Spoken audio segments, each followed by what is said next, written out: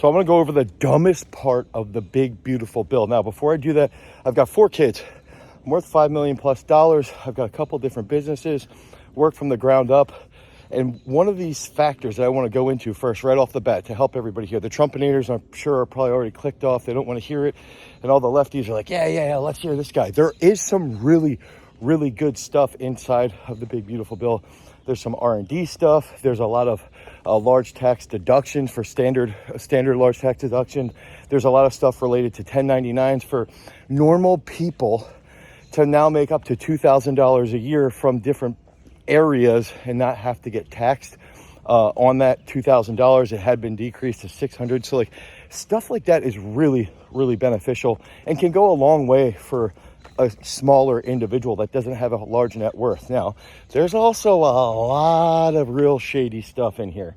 So I want to set this up and say there's essentially 5 parts of the government that I think everything that we're paying into. We cannot sit here and be entitled to live in the United States and not pay to live here. Okay, part of having a government, part of having stability is that we have to pay taxes. Do taxes suck? Yes. But guess what? It's just like going on a vacation and paying for a hotel. We're paying to stay in the best country in the world and to have the best defense and military in the entire world. And we have to recognize that that stuff isn't free. So stop being entitled and crying about paying taxes. In fact, I believe that taxes are one of the most patriotic things that you can do as an American citizen. Now, that doesn't mean I want to pay taxes out the nose. So when we think through this from the perspective of the government, we're looking at 5 areas. Number 1 right now, debt, because we have to pay back debt more than we spent last year on defense. That's the second aspect, defense. Okay, so the defense aspect, having a strong military is huge. Third big aspect, infrastructure. Okay, so infrastructure to me is a little bit overarching in as far as roadways are concerned and stuff like that. I actually do think that plays into defense a little bit, but I also think that plays into how our business is being handled. How does the government acknowledge and see businesses and what they can then provide for increasing revenue for the government? Okay, so the fourth thing would be healthcare. I'll make the argument that healthcare can potentially be part of the military or part of defense, at least, maybe not the military, but part of defense. But we have to have some type of plan as far as healthcare is concerned. And then the last thing I think is around elderly and impoverished individuals. I think based off of how we were founded and as a religious country, in theory, I think that this should be factored into the government in sense of morality. Okay, now I might have lost a lot of people there, but that's how I think about tax and expenses from the government. The next thing I wanted to do was go into some of the big aspects around a lesson. And so I have 4 children, as I mentioned, and I want you to pay attention to these lessons here. When we have our kids and we are raising our kids, right, the big factor is that we want them to learn things like, okay, if you do X number of chores, let's say we do 1 hour of chores, you will get a 1 hour credit of iPad, Switch, time, ice cream, maybe a gift or something long term, and it can compound day over day. So if every single day you're doing 1 hour of chores, you can then get 15 minutes per those 4 areas. You can get 15 minutes worth of an external reward. Okay.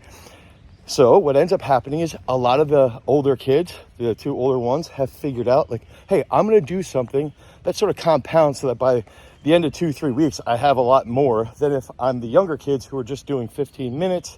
And when they do 15 minutes, they have to do 15 minutes bare minimum every single day. And then at the end of the week, they get a little bonus. But it's not nearly as much as that compounded individual. So that's a lesson. And we're using external rewards, okay, to set up sort of the big overarching lesson. And the theory behind this practice is that I think that kids don't have logic until they're between 8 and 10 years old.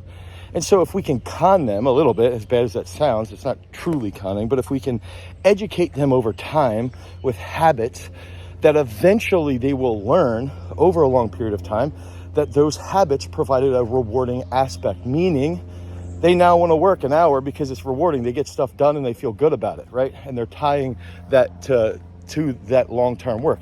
Now, what does this have to do with the big, beautiful bill? This is where it comes into play, where we're start talking about and we're looking at things along the lines of the two dumbest things, okay, that are in there. And the first one, getting eaten alive by bugs, not birds. Fortunately, not birds. You ever see that movie, Birds? The Birds? It's a crazy movie. So now we're looking at, okay, the first aspect that I think is really freaking stupid. But a lot of Trumpinators just get conned by this because they think it's okay because Trump's doing it. And this is the Trump account. Okay, so we're going to give you $1,000 to put into this account. Okay, we're going to give you $1,000. Put it in the account. Hey, go ahead, put it in the account. And then you can add $5,000 tax-free every single year. Isn't that a handout? Isn't that a gift? Why don't you feel entitled? Why don't you feel like a snowflake? Why don't you feel like you're on welfare when you're accepting that? Like, why is that okay? That's not okay. First of all, the game of kicking the can down the road is exemplified here in this scenario. The second big aspect around this, the second huge part, is that if we pay $1,000 as a government right now and we give it to all these people that have kids, right? Guess what? That $1,000 is going to cost the government tons of money in 20 years, like later on. So it's a reverse mortgage. It's literally a reverse mortgage. And we saw what that did in 2008. So we're spending $1,000 per new child born up till 2028 just to appease the Trumpinators who think that this handout is okay, when all we should be doing is constantly educating people like, hey, when your kid's born, make a custodial Roth, or make a 529, put $1,000 in it to start, and then if you can, put $500 in it over and over again, and over a long period of time, this is going to compound, and they're going to be in a really good situation. And we just constantly beat that in about how we need to be a good country that has financial understandings and comprehension for normal people. But normal people don't see that. Normal people are like, oh, I'm getting a free $1,000. And then later on, they're going, oh, well, why do I have to pay so much in taxes later on? Well, in 20, 30 years, when we're freaking $10 trillion in debt and we actually have to make payments on this shit, like, hey, it's going to be an issue. So that's one of my gripes. Now, I don't even think that's the dumbest part of the big, beautiful bill. I actually think that's one of those things where it's like, it will help normal people, and it will help some people in the sense that, like, someone's going to do it. There's going to be a decent amount of normal humans that do that, and they see that compounding growth, and they're like, oh shit, man, that's $6,000 that we put in, and now all of a sudden there's like 15, and they start to see like, wow, maybe I should do this more. So from the perspective of a normal person, I think some people are going to be positively impacted by it, even though I think it's stupid. Okay, that's okay. I'll deal with it. The absolute dumbest thing, and no one is talking about this. No one. And I'm pretty sure it's the section 110014. I'm almost positive that's the section. But what it is it's a tax deduction. Okay, so people immediately think, because it's a tax deduction, this is positive. It's a tax deduction on interest paid on auto loans. And hear me out on this. And I'm going to pitch you why this is so stupid. It's up to $10,000 on interest, not on the actual principal, on interest of a car loan if the car has final assembly here in the United States. And it's a personal thing. So remember, I said there's a lot of good stuff. The standard deduction is sweet. That they're bringing back. All these things are cool. We're sticking to the tax rates, so that stuff's cool. A car, so the average loan size in the United States, okay, is paid for about a $42,000 car. Okay, it's typically between 4 and 5 years. Okay, so let's say 60 months. It's usually about $700 to $750. Okay.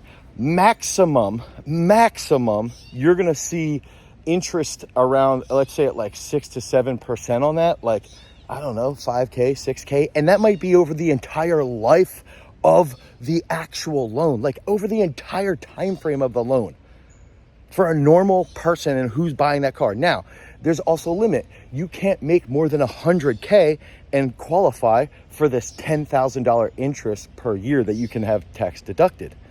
So if you make more than 100K, okay, or if you're 200K combined, if you make more than that, you don't qualify.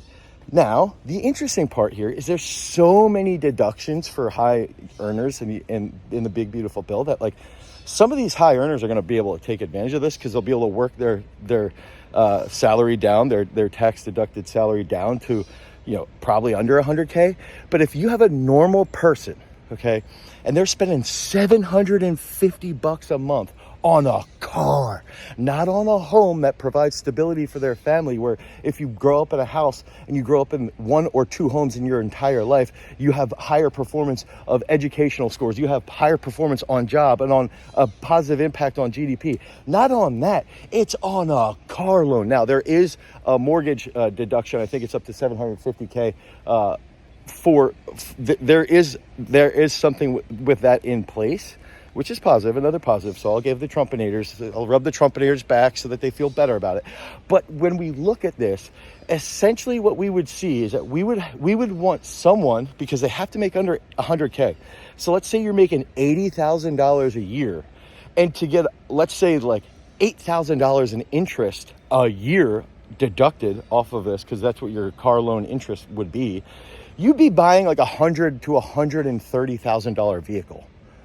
That's so freaking stupid. That's literally saying, like, here, we're going to reward you by making the dumbest financial decision that you can make.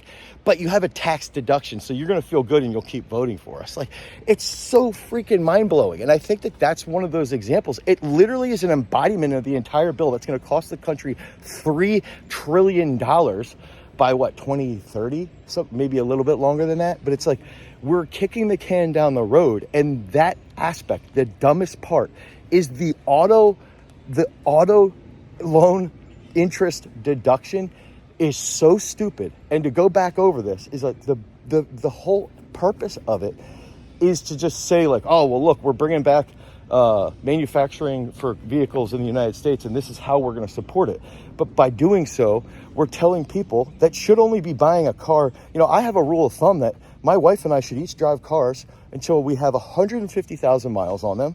And then we should, once you get to 150,000 miles, then you start to think about buying another car, and then you start saving for a used car. And then if you keep saving and you keep thinking, then the car's running and it's lasting well, and you're not putting a ton of money in it every single year, you try and push that. We just pushed our mileage to over 300,000 miles before we actually bought a new car. So if you're someone who's sensible, who doesn't make more than 100K a year, the whole goal would be that you're buying a car for $5,000 to $10,000, and it's used, and you can drive it for 2 to 4 years. That's what you should be doing. You shouldn't be, applauding Trumpsky on this auto loan deduction, because it would literally make you go bankrupt. And then we would have more issues, and then you'd go bankrupt, and then you wouldn't be able to pay for your health care. And then you would be complaining that, Medicaid got cut. That's literally what this does, is it sets stuff like that up. And that's the thing. These are the things that drive me insane with politics, is that no one's ever able to take off their blinders and look at this and say, like, hey, maybe that's a really dumb thing. Maybe we shouldn't buy a car that would get us to $10,000 in interest deductions. So I hope that helps. I hope that makes sense. I hope I'm not rambling too much. And I hope I offended as many people as possible. Again, the absolute dumbest thing is the interest auto loan deduction. That is the victor for the dumbest part of the big, beautiful bill. I will come out with another video on the best part of the big, beautiful bill. Peace.